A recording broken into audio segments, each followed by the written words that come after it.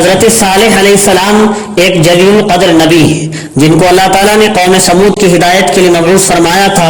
قوم سمود بت پرستی میں مبتلا تھی، ان لوگوں نے اپنے مالک حقیقی کو فراموش کر دیا تھا، اللہ تعالیٰ کو بالکل بھول بیٹھے تھے۔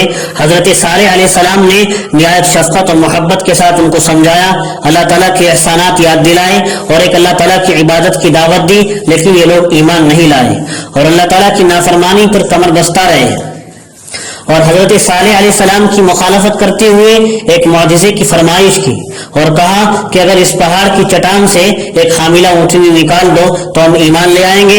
حضرت صالح علیہ السلام نے دعا فرمائی اور اسی وقت پہاڑ کی چٹان سے حاملہ اونٹنی ظاہر ہوئی تو چند خوش نصیب لوگ تو ایمان لے آئے، باقی اکثر لوگوں نے اس معجزے کے ظاہر ہونے کے بعد ایمان لانے سے انکار کر دیا اور ایک مدت گزرنے کے بعد ان میں سے کچھ بدبختوں نے اس اونٹنی کو معاذ اللہ قتل کر دیا اور پھر سرکشی کرتے ہوئے حضرت صالح علیہ السلام سے عذاب کا بھی مطالبہ کیا تو اللہ تعالیٰ کی طرف سے ایک سخت چیخ اور زلزلے کی صورت میں عذاب آیا اور اسی کے ذریعے سارے کافر ہلاک ہو گئے۔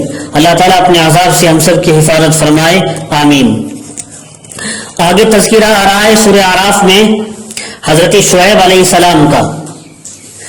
یہ بھی ایک مشہور نبی ہیں، آپ کو خطیب الانبیاء کہا جاتا ہے۔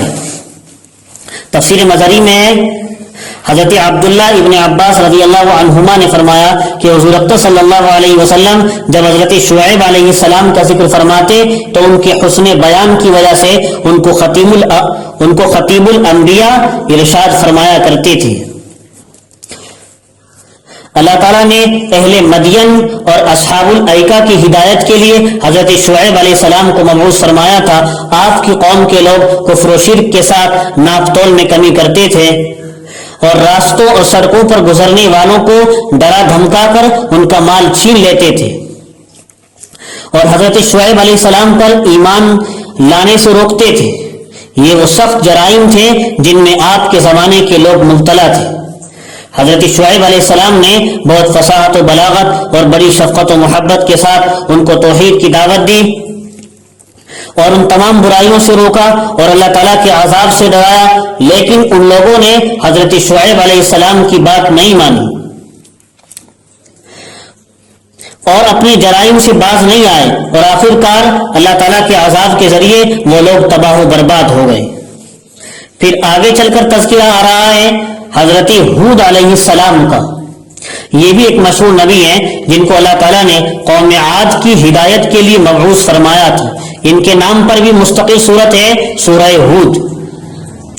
قوم عاد نے معبود حقیقی کو چھوڑ کر بتوں کی پرستش شروع کر دی تھی، بتوں کو پوجتے تھے۔ حضرت ہود علیہ السلام نے نہایت شفقت و محبت کے ساتھ ان کو سمجھایا، اے میری قوم ایک اللہ کی عبادت کرو، اس کے علاوہ تمہارا کوئی معبود نہیں۔ اے میری قوم اس تبلیغ پر میں تم سے کوئی معاوضہ نہیں مانگتا ہوں، میرا معاوضہ تو صرف اللہ تعالیٰ کے ذمے ہے جس نے مجھے پیدا فرمایا ہے۔ اے میری قوم تم اپنے پروردگار سے اپنے گناہوں کی معافی مانگو اور اس کی طرف پورے طور پر متوجہ ہو جاؤ، وہ تمہارے اوپر خوب بارش برسائے گا اور تمہاری قوت میں ترقی عطا فرمائے گا۔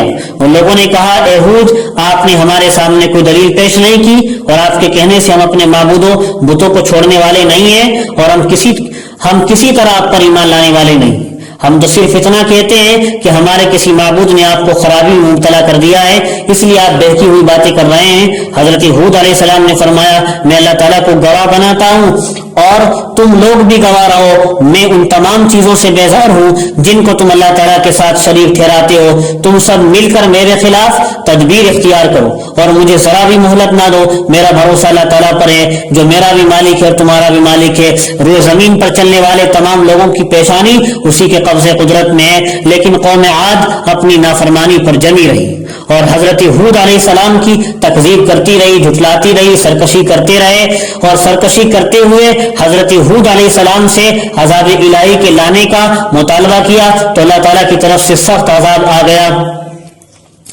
7 رات اور 8 دن تک مسلسل طوفانی ہوا چلتی رہی۔ اس عذاب کے ذریعے قوم عاد کے لوگ جن کو اپنی طاقت پر بڑا ناز تھا ایسے تباہ و برباد ہوئے کہ ان کا ایک فرد بھی باقی نہیں رہا۔